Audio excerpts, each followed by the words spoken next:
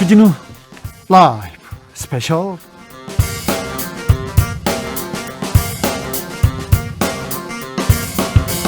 2021년 4월 3일 토요일, 안녕하십니까, 주진우입니다. 토요일 이 시간은 일주일 동안 주진우 라이브에서 가장 중요했던 부분, 가장 재미있었던 부분만 모아서 다시 듣는 시간입니다. 그리고 묻힌 뉴스 마구 파헤치는 그런 시간입니다. 토요일의 남자 KBS 김기아 기자와 함께합니다. 안녕하십니까. 여러분이 바쁘셔서 주진우 라이브를 놓치셨을까봐, 놓치면 안 되는데 네. 놓치셨을까봐 일주일 동안 가장 재밌고 중요한 소식만 쏙쏙 골라온 김기아 기자입니다. 김기아 기자 잘 오셨습니다. 이 네. 방송 영상으로 만나보실 수 있습니다. 그렇습니다. 영상으로 보실 분들은 지금 바로 유튜브에서 주진우 라이브 검색을 하신 다음에 영상에 라이브 나오라고 찍혀 있을 거예요. 그거 누르시면은 함께 지금 영상으로도 만나보실 수가 있습니다. 김기아 기자는 그냥 오지 않습니다. 청취자분들을 위한 보따리 준비했습니다. 선물. 이 4월에는요, 여러분이 청취 후기를 보내주시면 그 세 분을 추첨해서 저희가 3만 원 상당의 빵! 그지? 따뜻한 봄날에 4월엔 빵이죠. 우유랑 네. 빵 드시라고 3만 원 상당의 베이커리 교환권 보내드리겠습니다. 저는 콜라랑. 아, 그렇습니다. 네. 그래서 만약에 후기를 보내주시려면 네. 저희가 또 옛날에는 엽서로 받았는데 어디로 이제는 보내야 또 됩니까? 카카오톡으로 받아요. 아, 네. 그렇습니다. 그래서 카카오톡에서 플러스 친구를 보시면요, 여기서 주진우 라이브 검색을 하신 다음에 친구 추가하시고 친구한테 카톡 보내듯이 저희에게 청취 후기를 보내주시면 되겠습니다. 김기아 기자 묻힌 뉴스 브리핑부터 시작해 볼까요? 네, 첫 번째 소식은요, 요 뉴스 저희 KBS 보도했는데 좀 아깝게 묻힌 뉴스가 하나 있어 가져왔습니다. 여러분 지금 신용카드 다들 쓰시는 분들 계실 거예요. 쓰죠. 몇 네. 장씩 쓰죠. 몇 장 쓰시는 분 계실 텐데 그 중에 하나카드 네.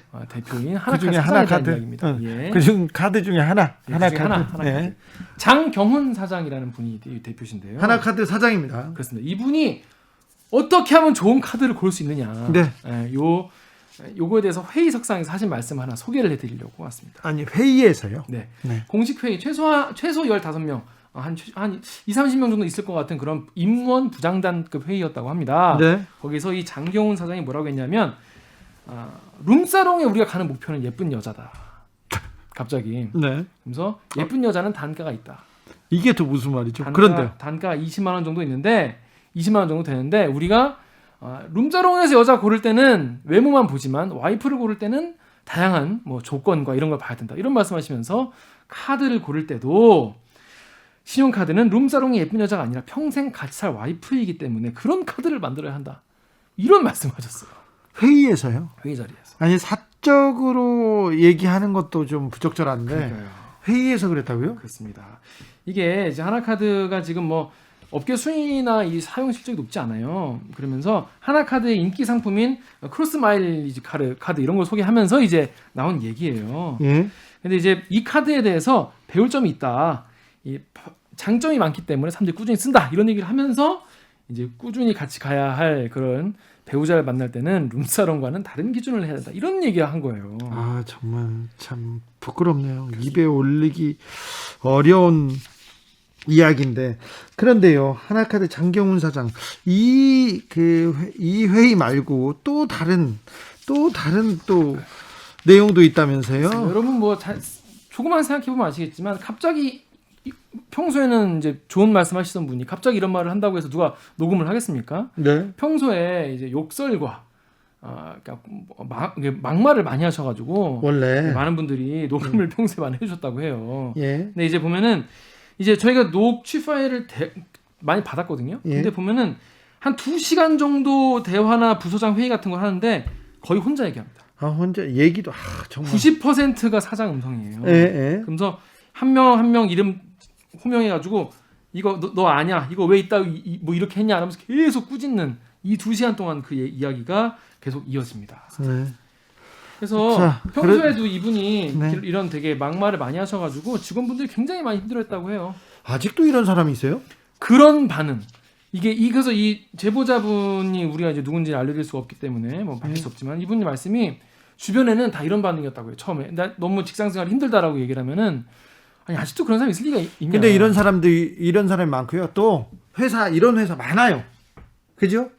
아무래도 우리나라는 좀 이렇게 약간 이렇게 위기 질서가 아직도 많이 아직도 이렇게 막말을 하는 사람이 있습니다. 장경훈 사장 본인은 뭐라고 합니까? 저희가 KBS가 그래서 장경훈 사장한테 입장을 좀 밝혀 주시라. 그리고 본인이 한 이야기에 대해서 또 해명을 저희가 또 드려야 되지 않겠습니까? 네.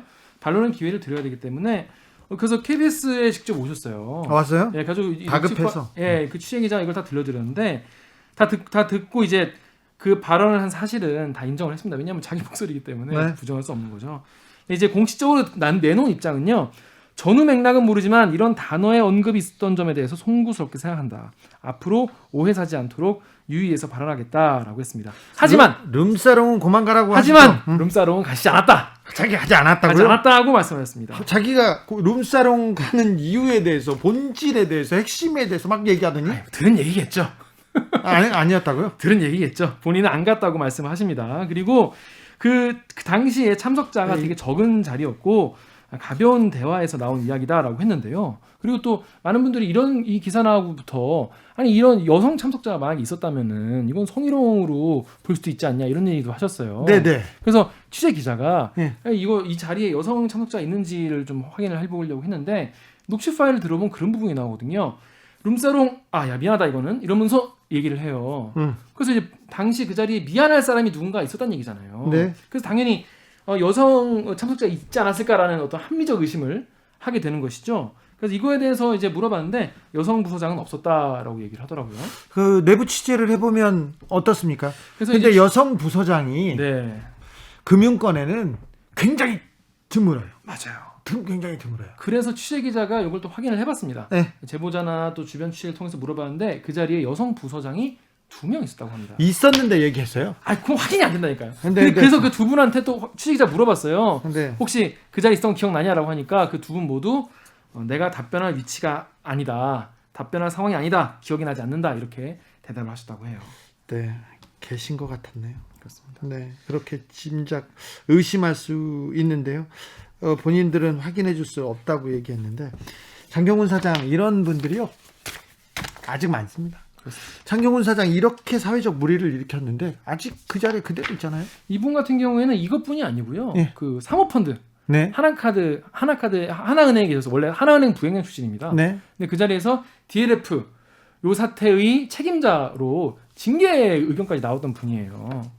그랬던 분이 하나카드의 또 사장으로 또 오신 거죠. 신용, 공정 이게 사실 금융권의 가장 중요한 부분 아닙니까? 그런데 금융권에서 채용비리 있었잖아요. 채용비리 있던 은행장들, 회장들 다 그 자리에 있고 다 그대로 연임하고 연임합니다. 잘못한 사람들 연임하고 네, 계속 이렇게 얘기하는 사람들 연임하고 그 자리에 있고 이러니 뭘 믿겠어요? 그래서 댓글 보면 이런 말은 있었어요. 이게 무슨 하나은행 내부 파벌 어떤 이런 것 때문에 KBS 이런 걸 제보한 게 아니냐. 파벌 때문이라고 하더라도 잘못한 건 잘못한 거잖아요. 근데 이 제보자분께서 이걸 이제 보낸 이유가 뭐냐면요. 이분이 굉장히 오랫동안 이분한테 치달려가지고 스트레스가 많아가지고 이걸 이제 녹음을 해왔었는데 이분이 또 연임을 하게 되신 거예요.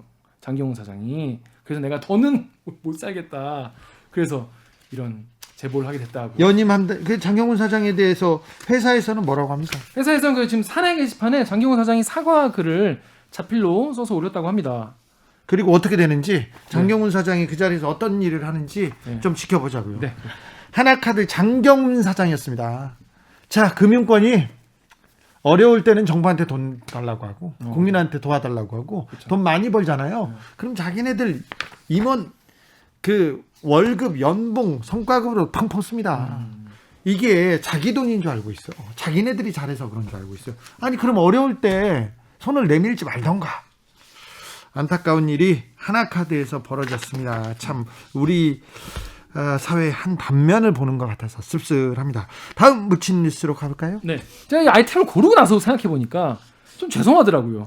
왜냐하면 이제 청취자 여러분들, 시청자 여러분들께 계속 약간 이렇게 불쾌한 또 약간 이렇게 성적으로 부적절한 이런 발언에 대해서 자꾸 소개를 시켜드리게 되는 것 같아가지고 약간 좀 죄송한데 사실 지난주에는 이런 뉴스들이 많이 묻혀가지고 부득이하게 가져왔다는 점 미리 사과를 좀 드리겠습니다. 요거 저희가 예전에 한번 소개를 한 적 있었어요. 네. 부산에 있는 한 사립대학교 교수가 학생들한테 만약에 여학생 같은 경우에 남편이 해외 출장을 가면 PM 기구를 챙겨주는 습관을 가져라. 이거 기억나십니까? 기억나죠. 정말 너무 어이가 없어서 기억나죠. 어디부터 얘기를 해야 될지 네. 모르겠는. 그래서 이거 같은 경우에 무슨 맥락이었냐 하면 남자들이 외국으로 출장을 갈 경우에는 접대를 받으면 이 매춘부와 관계를 맺게 된다. 그러면서 남편이 이거 거절하지 못하는 상황이 있을 수 있으니까 꼭 아이고. 그 피임 기구를 챙겨가야 된다. 그런 지혜를 가질 수 있는 아내가 되어야 된다. 이런 얘기를 했었던 거예요. 이런 진짜 어처구니 없는 교수 이것도 KBS 보도로 세상에 알려졌어요. 그렇습니다. 그래가지고 그 당시에 남자분들은 남자분들대로 정말 불쾌하고 네. 여성분들은 당연히 여성분들대로 불쾌해. 양쪽이 다 불쾌한 그런 당연하죠. 해외 정말 감 부적절하고 정말 교육자로서 할 수 있는 말인지. 이분은 출장을 접대받으러 가는 것 같아요. 그러니까요. 많이 출장 가는 남성분들이 다 이런 취급을 받는 거 아니겠습니까? 네. 그래서 당시에 해당 교수가 이거는 성병 예방 차원에서 그 얘기를 꺼냈다. 이 한 학생이 좀 민감하게 받아들인 것 같다. 이런 식으로 또 축소와 얘기를 해서 더 사람들을 화나게 만들었다. 전 국민이 민감하게 받아들일 수밖에 없는 그런 발언을 하셨습니다. 교수님. 네, 그런데요. 자, 이제 학교 측에서는 이게 문제다 싶어가지고 징계 절차에 들어가겠다라고 밝혔거든요. 그런데요. 그래서 그 기사는 보통 여기까지 나오고 끝났죠. 까먹는 경우가 많아요. 끝나죠. 근데 5개월 지났거든요. 네. 아직 징계는 이루어지지 않고 있습니다. 학교에서 그리고 여전히 학생들에게 수업을 하고 있습니다. 학교에서 네. 더 황당한 것은요. 예. 수업 시간에 자기가 그 말을 했던 거에 대해서 막 설명을 하고 변명을 하고 있다고 해요. 아니 왜 이런 분을 왜 그대로 두는데 왜 징계가 이루어지지 않습니까? 그렇습니다. 뭐라고 하냐면 내가 어쩌다 잘못 걸린 것 같다.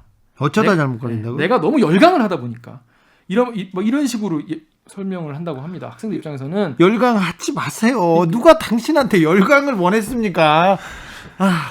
그래서 학교 측에 이제 KBS 취재진이 물어봤어요. 왜 이거 징계를 한다고 해놓고 안 하고 있냐. 지금 6개월 지났는데. 얘기를 하니까 대학 측은 징계가 지금 늦어지는 게 아니다. 절차를 따르고 있을 뿐이다. 이런 경우에는 성윤리위원회를 거쳐서 인사위원회를 거쳐서 교원 징계 제청을 받아서 법인 내부 사실 조사를 하고 그다음에 법인 이사회 심의를 받은 다음에 법인 징계위원회를 거쳐서 최종 결정 단계까지 가야 한다는 거예요. 아니 그래요. 알겠어요. 알겠는데 어떤 학교에서 이렇게 미적미적거리냐? 어느 학교예요? 요건 제가 밝힐 수가 없습니다. 어느 학교냐고? 밝힐 수가 없습니다. 그리고 이 교수 이름도 그냥 실명으로 얘기하자고. 참 그래야 참 우리가 참 답답한데 네. 그래서 저희가 지켜야 할 건 있기 때문에. 나 이 교수님 전화번호 알려줘. 가다가 나 전화해야 되겠어. 하지 마세요. 그런 아니 거. 내가 한다니까요. 하지 마. 법적 책임은 내가 질게요. 하지 마. 아니 전화인데 책임질 거 많잖아 지금 안 그래도. 하지 마. 어차피 10개지나 11개지나 괜찮습니다. 버림목이야. 네. 안 됩니다. 그래서 지금 학교 측에서는요. 지금 징계위원회 단계이기 때문에 좀 있으면 결정이 될 거다라고 하면서 조만간 결론 날 것이다라고 합니다. 하나카드 그리고 이 학교 담당자 여러분 그리고 교수님 절대 끝내지 않겠습니다. 저희가 묻히면요 다시 파헤쳐가지고 또 파서. 계속 부를 거니까 얼른 사회의 모범을 보이라는 얘기까지는 하지 않겠어요. 그냥 사회의 상식을 네. 따라가 주십시오. 상식만 지켜주셔도 되는데. 여러분께서는 지금 주진우 라이브 스페셜을 듣고 계십니다. 주진우 라이브 스페셜 김기아 기자 함께하고 있습니다. 본격적으로 주진우 라이브 스페셜 하이라이트 장면 다시 듣기 시작해 보겠습니다. 김기아 기자, 자 가실까요? 네. 첫 번째 장면은요. 지금 보궐선거 지금 저희 토요일이기 때문에 이제 오늘 사전 투표. 오늘 투표하고 지금 이 시간에 투표하시는 분들이 있어요. 네. 지금 투표하시는 분 계실 텐데요. 지금 서울시장 후보 사이에 지금 이제 아무래도 이번에 부동산 이슈가 크다 보니까 부동산이 가장 큰 이슈죠. 네, 그러다 보니까 분양 원가를 공개하자. 요거 누가 원조냐 이런 얘기부터 이 분양 원가에 대한 관심이 높아지고 있습니다. 네. 요거 이런 정책 관련해서 그래서 저희가 김헌동 경실련 부동산 건설 개혁본부장님을 모시고 훅 인터뷰에서 이야기를 나눠봤습니다. 서울시장 후보 TV 토론이었습니다.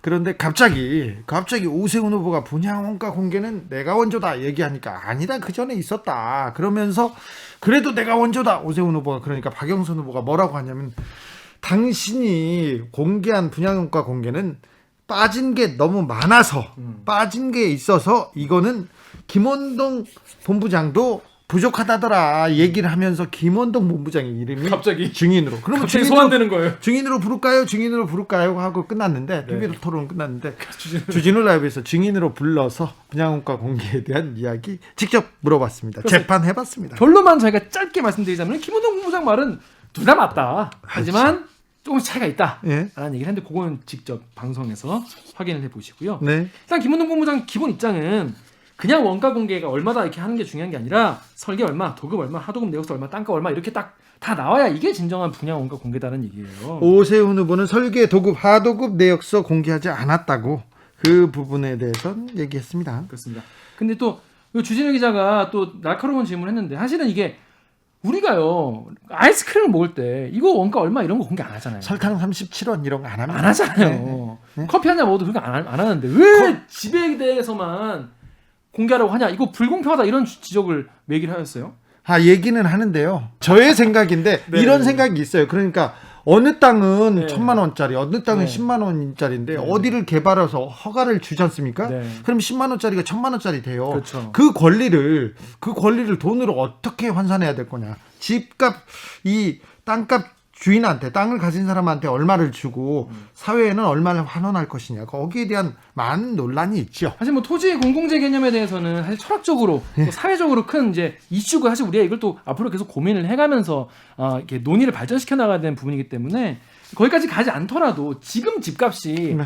원가에 비해 너무 비싼 것 같다. 이거에 대해서 모두 다 공감하는 바 아니겠습니까? 그렇죠. 예, 부동산 가격이 그 내용에 대해서 이야기 나눠본 겁니다. 알겠습니다. 부동산 가격이 너무 많이 올랐다. 네. 거기에 대한 불안감, 불만이 아주 가득 차 있지 않습니까? 그렇습니다. 이 부분이 이 선거의 가장 큰 핵심 주제인데 이 부분에 대해서 김원동 본부장과 얘기 나눴습니다. 그렇습니다. 아무래도 제일 많이 이거에 대해서 고민한 사람이기 때문에 저희가 모셔봤는데요. 더 자세한 이야기 궁금하신 분들 계시죠? 자, 수요일 훅 인터뷰 하이라이트 부분 함께 듣고 오시겠습니다. 큐. TV 토론 보셨어요? 김원동 본부장님 이름이 자꾸 소환되더라고요. 글쎄 제 방을 봤습니다. 네. 어땠습니까? 글쎄 제 이름이 그 서울시장 1, 2번 후보에 네. 거론할 정도로 네. 우리가 시민운동을 게을리하지 않고 열심히 했구나 네. 라는 것과 아울러서 이번 선거가 끝나면 자그마한 희망이라도 보인다 그렇죠. 이런 생각을 했습니다. 적어도 분양원가 공개를 두 후보가 지금 계속 약속하고 있어서 이 공약은 실현될 가능성이 있습니다. 그런데 하나하나 좀 물어볼까요? 예. 오세훈 후보는 SH 분양원가 공개 15년 전에 본인이 서울시장 시절에 내놨던 정책이다 이렇게 얘기했습니다. 그랬더니 박영선 후보가 아니 그거는 2006년 은평 뉴타운 고분양 관련 정책을 발표했고 오세훈 후보는 아니죠. 이거는 분양원가 공개가 처음 된 거는 2004년 2월이라고 밝혔어요. 누구 말이 맞습니까? 다 맞습니다. 둘 다 맞아요? 다 맞는데 다 조금씩 차이점이 있습니다. 아니 저희 본부장님이 2004년 2월에 누가 처음 내놨습니까? 분양원가 그러니까 공개. 2004년 2월에 분양원가 공개를 한 사람은 네. 이명박 서울시장이 맞습니다. 네. 근데 이명박 서울시장은 원가가 600만 원짜리를 1200만 원에 분양하면서 네. 잔뜩 부풀린 분양 원가를 공개해서 부풀린 분양원가를. 원가 공개를 하고도 박수를 못 받았습니다. 네. 그런데 자 저기 오세훈 후보도 서울시장 시절에 분양원가 공개했습니까? 2007년 4월부터 네. 그러니까 2006년 서울시장 후보 때 네. 경실련에 와서 네. 5.3일 지방선거 때 경실련에 와서 자기가 당선되면 분양원가를 공개하겠다고 약속을 하고 9월 달에 분양원가 공개를 하겠다고 선언을 하더니 네. 2007년 2월 분양원가를 공개했습니다. 그런데 이 분양원가 공개를 했는데 설계, 도급, 하도급 내역서가 빠져 있다면서요? 예. 이 박영선 후보가 설계, 도급, 하도급 내역서 등이 빠지면 분양원가 공개에 실질적 의미가 없다. 이 부분을 추가해달라고 김원동 본부장께서 박영선 후보한테 요청했다. 이렇게 얘기하더라고요. 맞습니다. 그렇습니까? 예. 박영선 후보께서 경실련에 네. 정책 협약을 위해서 지난주에 네. 왔었습니다. 지난주에 예. 그래서 본부장한테 말하던가요? 왔는데 그 정책협약에서 분양 원가 공개를 하겠다고만 했는데 네. 사실은 이게 비공개 그 간담회를 했는데 네. 그냥 원가 공개해서는 별 효과가 없고 네. 설계, 도급, 하도급 내역을 상세하게 상시적으로 공개하는 게 효과가 있다라고 그거 지키겠냐 했더니 그 비공개 간담회 나가서 기자들한테 하겠다고 예. 본인이 선언을 하시더라고. 아, 그렇죠. 예. 그래서 그리고 그 다음 날인가 토론을 하면서 그 말씀을 하시는 걸 네. 들었습니다. 자, 설계 도급 하도급 내역서가 공개돼야 진정한 분양원가 공개인 거죠? 예, 그렇습니다. 오세훈 후보도 이 점에 동의하고 있습니까? 그렇죠. 동의하는데 오세훈 서울시장이 분양 원가를 공개할 당시에 네. 저희가 그 오세훈 시장이 공개한 게 상세하고 이 원가에 근접한 가격은 맞았습니다. 네. 하지만 그래도 우리가 확인하려면 세부 내역을 날라 했더니 그 밑에 참모들이 그걸 내놓지 않아 가지고 결국은 나중에 소송을 통해서 받았습니다. 아, 그래요? 자, 일단 이명박 전 시장, 이명박 서울시장은 분양 원가를 부풀려 가지고 공개를 했고 예. 오세훈 시장도 공개는 했으나 실질적으로 설계 도급 하도급 내역서가 빠져 있었다. 그래서 박영선 후보한테 설계 도급 하도급 내역서가 들어간 진정한 분양 원가 공개를 하라고 김원동 본부장이 제안을 했습니다. 아, 그렇군요. 이렇게 보면 그러면 박영선 후보 말도 맞고 맞습니다. 오세훈 후보 말도 맞습니까? 맞습니다. 예. 네. 그렇습니까? 그러면 누가 잘했다 자, 분양원가 공개에 대한 이 공약은 누구 공약이 더 낫습니까? 둘 다 맞는데 네. 당선돼서 한 달 안에 네. 이 약속을 지키는 사람이 진짜 맞는 거죠. 알겠습니다. 공약은 다 했고 예, 누가 진정하게 지키는지 지켜보자. 예, 그렇습니다. 아, 그렇습니까? 자, 분양원가 공개 이거 경실련에서 계속해서 주장하던 내용이죠. 예, 그렇습니다. 왜 필요하고요? 왜 진행돼야 하는지 말씀해 주십시오. 일반적으로 이 아파트를 짓기도 전에 우리는 선분양을 합니다. 내 돈으로 땅 사고 내 돈으로 집을 짓는데 소비자는 원가가 어떻게 구성됐는지를 전혀 알 수가 없습니다. 그렇죠. 얼마짜리인지 모르죠. 예, 건설업자가 상세하게 공개를 안 하면 네. 소비자는 알 수가 없는데 정부가 아파트를 짓기도 전에 선분양은 특혜를 건설업자한테 주는 대신 정부가 해야 할 일은 소비자에게 원가 구성이 어떻게 됐는지 자기가 검증해서 알려줘야 되는데 네.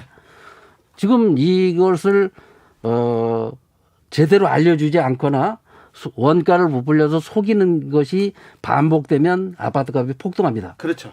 그래서 이 문재인 정부에서도 계속 SH공사나 LH가 네. 이걸 속였고 그 속인 업무를 한 사람이 장관이 돼서 변창흠 SH공사 사장 시절에 네. 또 변창흠 LH공사 사장 시절에 분양원가를 공개하지 않아가지고 예. 지금 제가 돌아다니면서 계속 분양원가가 공개돼야 된다. 네. 그 라는 얘기를 얘기를 계속 하는 하시죠.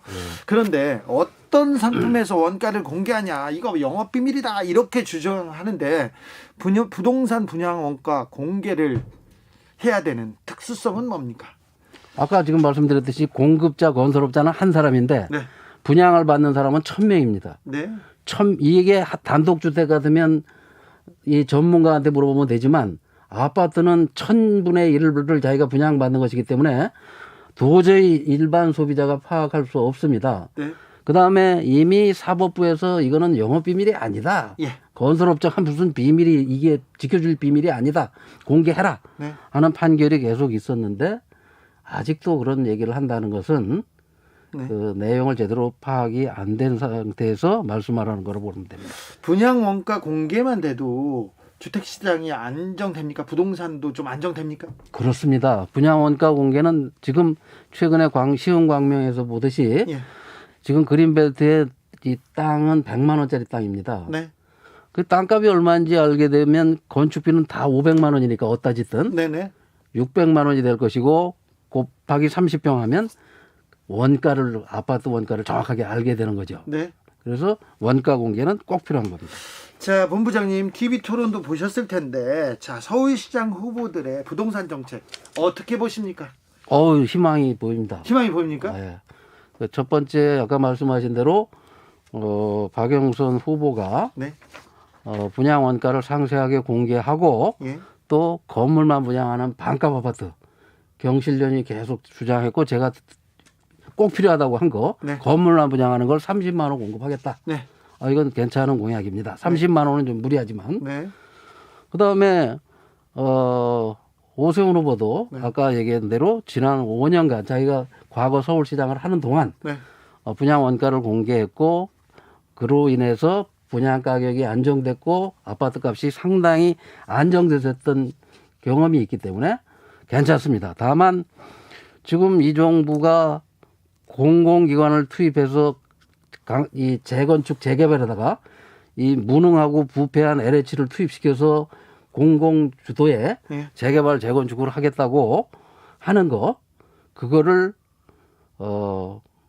여야 후보가 네. 막아만 준다면 거기에 덩달아 가지만 않는다면 그리고 반값 아파트와 분양원가만 공개된다면 지금 이 정부가 추진하려고 하는 무리한 재개발 재건축은 자동으로 제어됩니다. 그럼 공공주도 공급이 아니라 민간주도 공급이 맞다는 말인가요? 둘 다 틀립니다. 그러면요? 아니 멀쩡한 강남의 압구정 현대 아파트를 예. 그런 아파트를 살고 싶어하는 사람이 굉장히 많은데 예. 그런 걸 다 부시고 예. 재건축을 하겠다는 건 공공이 하든 민간이 하든 그럼요. 나가야 되죠. 재개발 재건축 규제 안 하고 다 짓겠다고 하니까 좀 불안해하는 사람들 많아요. 이거 부동산 집값 오를 텐데 그렇게 걱정하지 않습니까? 그렇죠. 네. 그래서 거기 이 정부는 작년에 임대차 3법을 통과시켜서 거기 재개발 재건축 지역에 살고 있는 세입자들을 2년 플러스 2년 4년간은 내쫓지 않고 살 수 있도록 해주겠다고 해놓고 네. 그래놓고 지금 1년도 안 돼가지고 다 내쫓고 철거해서 재개발 재건축한다는 이런 정책을 내놨는데 거기에 여야 후보까지 가세를 해서 이거를 무리하게 추진한다면 시민단체가 가만히 있지 않을 겁니다. 김헌동 경실련 부동산 건설 개혁본부장과 함께한 수요일 훅 인터뷰 하이라이트 부분 다시 듣고 오셨습니다. 김기아 기자, 풀버전에 재미있는 부분이 막 숨겨 있어요. 그렇습니다. 그 자세한 이야기를 들으셔야 돼요. 왜냐하면 이 얘기 같은 경우에는 처음부터 끝까지 들어야 제대로 이해가 되기 때문에 유튜브나 팟캐스트에서 주진우 라이브 검색을 하신 다음에요. 3월 31일 수요일 1부를 들으시면 되는데 인터뷰만 따로 뽑아놓은 것도 있습니다. 네. 그거 들으시면 되겠습니다. 주진우 라이브 스페셜 김기아 기자 함께하고 있습니다. 이 방송 영상으로도 만나보실 수 있습니다. 그렇다고 합니다. 자, 유튜브에서 주진우 라이브 검색을 하신 다음에 딱 라이브 나오라고 밑에 찍혀 있어요. 그걸 누르시면은 지금 라이브로 함께 영상으로 만나보실 수가 있습니다. 김기아 기자, 다른 장면으로. 다른 장면은 이제 아무래도 지난주에 가장 또 이슈가 됐었던 이야기, 그 오세훈 서울시장 후보가 예. 내곡동 이야기 여러분이 너무 많이 들으셨기 때문에 네. 제가 또 여기서 또 짚을 필요는 없을 것 같고 2009년에 일어났던 용산 참사 정말 끔찍했던 사고죠. 이 일에 대해서 발언을 하는 가운데 부적절한 많은 분들에게 상처가 되는 그런 말을 해가지고 이런 식으로 말하면 어떠냐, 어떻게 이렇게 말할 수가 있느냐 이런 지적을 많이 받고 있어요. 그래서 주진우 라이브에서 이 양쪽의 의견을 다 똑같이 들어봤습니다. 오세훈 캠프 쪽 얘기를 들어봤고요. 그리고 용산 참사 진상규명위원회 입장을 들었습니다. 용산 참사가 과도하고 부주의한 폭력행위 진압을 위한 경찰력 투입으로 생겼던 사건. 그러니까 과도하고 부주의한 폭력행위 때문에 생겼다고 이렇게 말씀하셨는데 굉장히 좀 이 발언으로 사과도 하셨어요. 하지만 굉장히 안타까워하는 사람이 많습니다. 제가 용산 참사 취재를 열심히 했습니다. 2009년이었는데 1월이었는데 아주 추운 날이었어요. 네, 엄청 추웠죠 그때. 추운 날이었는데 말할 수가 없어요. 용산 참사가 일어나기 전부터 용산의 재개발 지역에서는 그 크고 작은 폭력 사건이 많았어요. 이 재개발 지역으로 이렇게 구역을 이렇게 나누지 않습니까? 그러면 거기에서 이제 일하시는 분들, 거기서 장사하는 분들이 한 명씩 두 명씩 빠져나갑니다. 근데 어떤 사람들이 끝까지 자리를 지키냐면요. 세입자들. 네. 나 이 건물에 와가지고 여기 와서 식당하고 호프집하고 여기에서 오후 장사를 해야 되는데 자영업자분들이 어떤 사람이 오냐면요. 보증금을 내고 권리금을 내고 들어와요. 그때만 해도 권리금을 1, 2억씩 내고 들어옵니다. 근데 보증금, 월세 이게 이렇게 돼 있지 않습니까? 권리금. 네. 그런데 재개발 지역에서 재개발이 이렇게 확정이 되면 집주인한테 땅값은 주는데 집주인이 보증금까지는 주는데 권리금을 안 줍니다. 권리금은 보통 다음번에 장사할 그렇죠. 사람한테 이렇게 받잖아요. 그러니까 1, 2억을 못 받고 몇 억을 못 받고 그냥 나가야 되니까 이 세입자들은 나는 억울하다. 나는 장사하게 해달라고 이렇게 좀 버티는 거예요. 일단 좀 더 보호해달라고. 그런데 버티면은요, 뭘 하냐면은 건설사에서 철거 용역, 깡패들을 불러요. 그래서 깡패들이 골목에서 지나가는 사람들한테 돌 던지고 인분을 뿌리고 괴롭힙니다. 나가라고. 장사 못하게 하고. 그런데 안 됩니다. 우린 살아야 됩니다. 좀 더 주십시오 하고 버티고 있습니다. 근데 계속 괴롭혀요. 괴롭히는데 깡패들, 젊은 깡패들이 40, 50대, 60, 70대 할머니, 아저씨한테 막 이렇게 폭력을 가하니까 이분들이 어떻게 하냐면 막루를 만들어요. 막루를 만들어서 그 사람들이 쳐들어오면 글로 올라갑니다. 거기서 돌을 던지고 새총을 쏘고 그렇습니다. 그래서 막루에 죽으려고 올라가는 게 아니라 살려고 올라가는 거예요. 폭력을 피해서 올라가고. 그런데 이런 크고 작은 폭력이 있었는데 그날은 어떻게 했냐면은 이 건설사가 시나 정부 쪽에 얘기를 해가지고 빨리 좀 해주세요 해서 용역 깡패들 앞세우고 있다가 경찰 특공대를 투입합니다. 헬기로 투입했어요. 헬기로 네. 컨테이너를 실어서 이렇게 했습니다. 거기에서 방어하고 이게 진압하는 과정에서 불이 나서 철거민들 있던 5분이 숨졌고요. 거기 경찰 특공대도 1분 숨졌어요. 이거 있어서는 안 될 일인데 우리나라가 OECD에서 그리고 코로나 시대에 보면 우리나라가 세계를 선도할 수 있는 자신감이 있는 그런 나라지 않습니까? 이제 선진국의 대열에 합류했다고 자부심을 가져도 되지 않습니까? 네. 그런데 이 재개발, 재건축은 너무 야만적으로 아직도 70년대식으로 대기업이 깡패를 사서 그때 목포에 땡땡파야 걔네들을 사가지고 거기다 풀어놓고 폭력을 조장하고 경찰이 가가지고 과잉 진압하다가 이런 일이 있었어요. 굉장히 가슴 아픈 일이에요.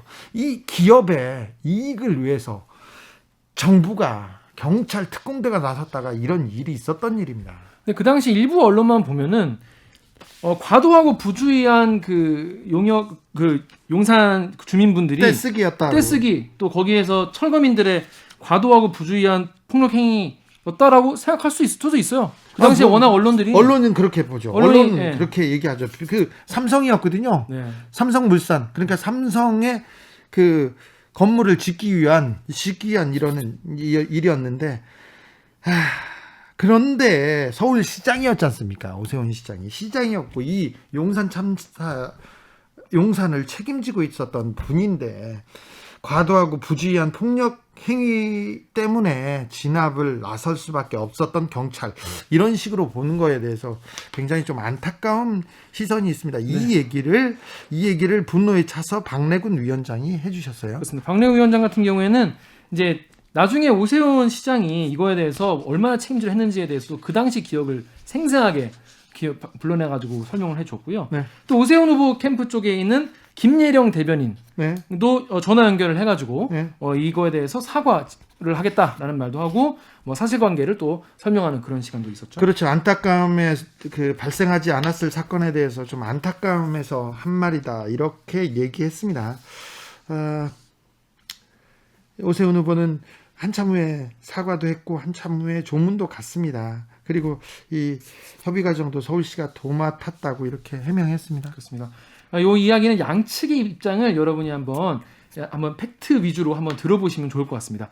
자, 저 자세한 이야기 목요일 훅 인터뷰 하이라이트 부분을 함께 듣고 오시겠습니다. 큐. 오세훈 후보의 발언 듣고 어떤 생각이 드셨습니까? 너무 화가 나가지고요. 어떻게 해도 해서는 안 될 말을 좀 한 것 같고 아무리 선거판이 좀 그렇다고 그래도 너무 나갔다고 생각을 했고요.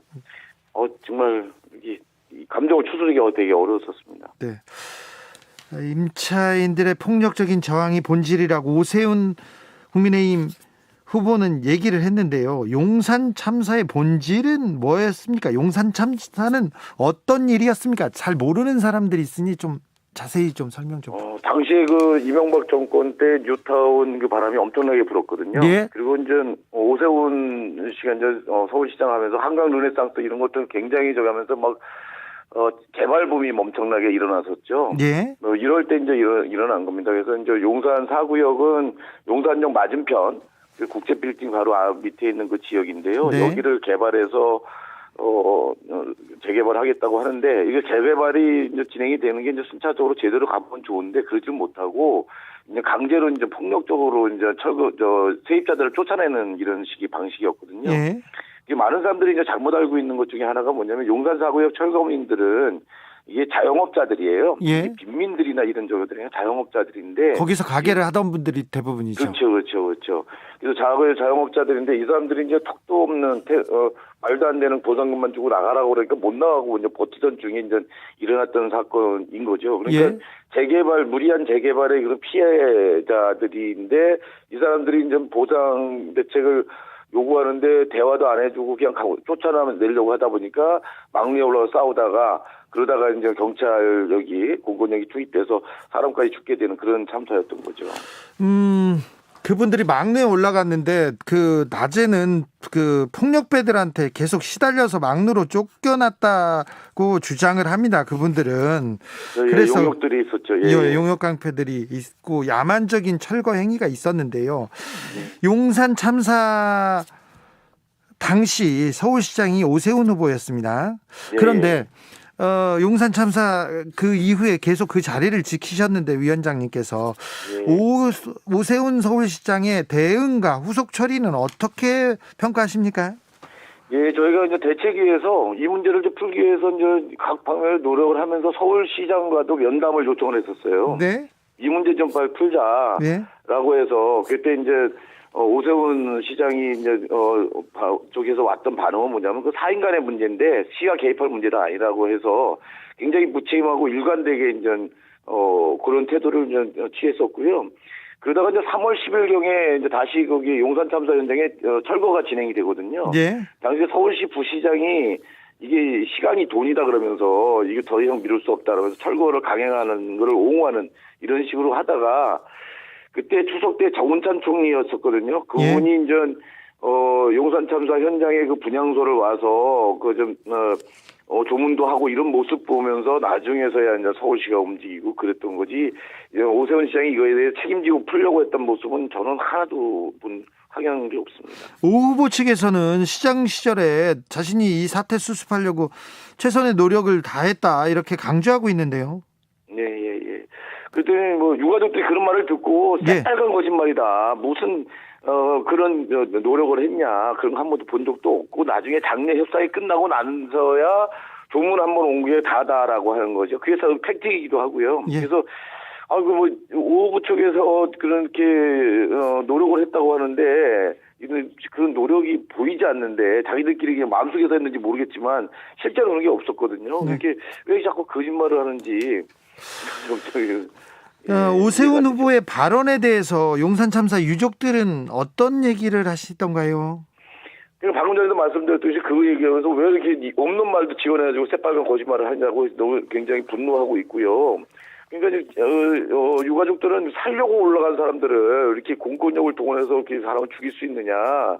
거기 좀 막내 올라가는 게 진짜 죽으려고 올라간 게 아니거든요. 네네. 공권력을 수입해서 하루 만에 이렇게 농성을 강제 진압하면서 사람을 죽게 만드는데 거기에 책임질 생각을 안 하고 지금 와가지고 이제 이렇게 다시 또 철거민들한테 책임을 묻는 식으로 돼버리니까 너무 화가 나서 이제 부들부들 떠시는 정도죠. 오세훈 후보가 논란이 커지자 가슴 아프게 생각하고 책임감을 느끼고 죄송하게 생각한다는 사과를 하기도 했습니다. 예. 네. 근데 이게 사과하는 것도요, 이게 진정성 있는 사과로 들릴 수가 있나요? 지금 저도 사과하는 거 그걸 좀 보고 그랬는데, 이게 이제 정말 가슴 아픈 사람의 어떤 사과라고 한다면 그렇게 나오지 않을 것 같고요. 이 사과는 워낙 이제 후폭풍이 여론의 후폭풍이 이제 심하니까 그거 어떻게 좀 무마시켜 보려고 하는 이런 형식적인 거지 진정성 있게 들리지 않습니다. 오세훈 후보가 용산 참사를 과도하고 부주의한 폭력 행위 진압을 위한 경찰력 투입으로 생겼던 사건이라고 규정했습니다. 이게 논란이 되고 있는데 어떤 맥락에서 이 말이 나온 건가요? 네, 일단은 관훈 클럽 초청 토론에서 오 후보가 이제 발언을 하신 것으로 알고 있습니다. 일단은 오 후보의 말씀, 이런 경위를 막론을 하고 공권력이 투입되는 과정에서 좀 더 주의를 하고 신중했으면 이런 사고가 발생하지 않았을 것이다. 라는 그런 안타까운 상황에서의 오 후보의 발언이다라고 좀 해석을 해주시면 될 것 같습니다. 예. 그리고 일단은 사죄를 드립니다. 다만 일부 언론에 의해서 그런 사과 부분들이 좀 전문이 이렇게 좀 생략이 됐다고 해요. 그래서 앞부분만 좀 보도가 되고 있다라는 점을 좀 조심스럽게 말씀드리겠습니다. 용산 참사 당시 서울시장이었습니다. 오세훈 후보가. 근데 네. 용산 참사에 대한 공식적인 사과는 하지 않은 상태이지 않습니까? 네. 그런데 이제 제가 알고 있기로는 이 용산 참사에 대해서 오 후보께서 사과 안 하신 게 아니고요. 예. 사과를 하셨고 또 조문도 가신 걸로 알고 있습니다. 조문 가셨죠? 네네. 그리고 이후에 협의 과정에 있어서도 서울시에서 맡아서 했다는 것을 좀 다시 한번 강조를 드립니다. 또 그 당시에 돌아가신 분들이 계시잖아요. 네. 또 유족분들이 아직까지 얼마나 마음이 괴로우시고 상처가 잊혀지지 않으실지를 저희가 너무나 잘 알고 있기 때문에 매우 가슴 아프게 생각을 하고요. 정말 깊이 다시 한번 사죄드린다는 말씀 오 후보께서 재차 강조를 하셨고 저희 캠프 또 제가 대변인으로서도 굉장히 죄송스럽게 생각을 합니다. 네. 오세훈 후보가 서울시장 시절에 용산 참사 백서를 만들었다 이렇게 말씀하셨는데 사실인가요? 글쎄요. 그것에 대해서는 제가 아직 좀 확인을 못했습니다. 네네. 죄송합니다. 그럴 수 네네. 있습니다. 그럴 수 네네. 있어요. 네. 부동산 정책에서 네. 오세훈 후보가 지금 계속 재개발, 재건축 규제 완화, 뉴타운 재지정 이렇게 전반적으로 오세훈 후보 시장 시절에 있었던 공약을 이렇게 계속 내놓고 있는데요. 이렇게 재개발, 재건축 계속 규제 안 하고 밀어붙이면 용산 참사 일어나는 거 아닌가 그렇게 걱정하는 분들한테는 뭐라고 얘기해 주고 싶습니까? 예, 그런 걱정은 안 하셔도 될 것 같습니다. 일단 재건축, 재개발 규제를 이제 굉장히 완화한다거나 규제를 많이 풀다 보면은 자칫 투기 수요가 이제 급증이 돼서 집값이 또 다시 뛰는 거 아니냐, 이런 또 우려들도 있으신데요. 네. 핵심은, 오 후보의 경우에는 민간이 재건축, 재개발을 주도하도록 하겠다, 이런 겁니다. 그리고 이제 저소득층을 위해서는 장기 전세를 하겠다, 이렇게 이제 두 가지로 나눠져 있는데요. 박영선 후보 공약을 보면은 공공주도 개발, 문재인 정부가 2사 대책에서 공공주도 개발을 하지 않았습니까? 이 공공주도 개발이란 게 결국 LH가 주도를 한다는 건데, 이것이 이제 바로 오 후보와의 정책에서의 확연한 차이라고 볼 수가 있겠습니다. 이번 LH 직원들 땅 투기 사건이 일어났는데, 이렇게 여전히 문재인 정부와 박영선 후보께서 공공주도 개발을 하겠다, 이렇게 좀 말씀을 하시잖아요. 조금 현실인식이 좀 없으시다, 이렇게 좀 안타까운 말씀을 드릴 수밖에 없고요. 네네. 그렇다 보니까 이 공공주도 재개발, 또 재건축에 성공할 수 없는 구조다. 라는 것도 뒷받침이 될 수밖에 없을 것 같습니다. 그래서 이제 오 후보의 공약이 좀 매우 현실적이고 돋보인다, 이런 말씀을 좀 다시 한번 강조를 드리고요. 네. 예, 또 다른 우려하시는 점들은 저희가 앞으로 이제 최선을 다해서 오 후보께서 만약에 시장이 되시면은 정말 국민 여러분들께 다른 우려가 없도록 최선을 다할 것이라는 말씀, 신뢰를 드릴 것이라는 말씀 이렇게 다시 한번 드리겠습니다. 오세훈 후보의 정책이 재개발 정책이 현실적이라고 얘기했는데 어떤 분들은 이명박 대통령의 정책하고 거의 비슷하다 하는데 이 MB의 재개발 정책하고 차별점이 뭡니까? 글쎄요. 일단은 저희가 서울과 이 빠른 시일 내에 이제 안전 진단을 조금 새로 할 것이고요. 그 민간이 주도하는 재건축, 재개발을 하고 그러면서 이제 서울과 수도권의 그 주택 공급 문제가 숨통을 트이게 하도록 할 것입니다. 아니 이명박 대통령 정책하고 그 재개발 정책하고 좀 차이점이요. 글쎄요, 이제 저희는 뭐 일단은 오 후보께서 좀 더 이제 디테일한 부분들을 손봐서 앞으로 이제 그게 현실적으로 저희가 그 실천할 수 있도록 노력할 것이고 그에 대해서 이제 신뢰를 갖춰도 될 것 같습니다. 알겠습니다. 방배군 용산 참사 진상규명위원회 집행위원장 그리고 오세훈 국민의힘 서울시장 후보 캠프의 김예령 대변인과 함께한 목요일 훅 인터뷰 하이라이트 부분 이어서 듣고 오셨습니다. 네. 김기아 기자, 네. 이 방송 풀 버전을 보면요. 기억 앞에 겸손해야 된다는 오세훈 시장 후보의 발언이 왜 나왔는지 김예령 대변인이 분석하고 있습니다. 그렇습니다. 우리가 뭐 얘기하려면 옛날에 뭐 했는지에 대해서 정확히 좀 알고 얘기를 해야 네. 정확한 얘기를 할 수 있다. 이런 교훈이 있는데. 네, 아무튼 김예령 대변인이 오세훈 후보가 너무 겸손해서 그런 발언이 나왔다. 겸손해서 그런 얘기를 했다고 합니다. 자, 풀 버전도 재밌습니다. 풀 버전은 주진우 라이브를 팟캐스트나 유튜브에서 검색하신 다음에 4월 1일 목요일 2부를 들으시면 되겠습니다. 인터뷰만 또 모아놨으니까 그거 보셔도 됩니다. 김기아 기자, 오늘 벚꽃 피는 오늘도 네. 주진우 라이브 스페셜을 지켜주셔서 감사합니다. 고맙습니다. 김기아 기자는 그냥 가지 않아요. 그냥 가지 않습니다. 청취자 여러분들을 위한 선물 준비했습니다. 카카오톡 플러스 친구에서 주진우 라이브 검색하신 다음에 친구 추가하시고 일주일 동안 내가 주진우 라이브에서 이런 게 재밌었다, 이런 건 별로였다, 이런 거는 내 의견이 이렇다 라고 청취 후기를 보내주십시오. 저희가 3분을 뽑아가지고 3만 원 상당의 빵 교환권 보내드리겠습니다. 4월에 빵 좋습니다. 네. 김기아 기자, 오늘도 감사했습니다. 고맙습니다. 주진우 라이브 스페셜 여기서 마치겠습니다. 저는 다음 주 월요일 오후 5시 5분에 돌아옵니다. 지금까지 주진우였습니다.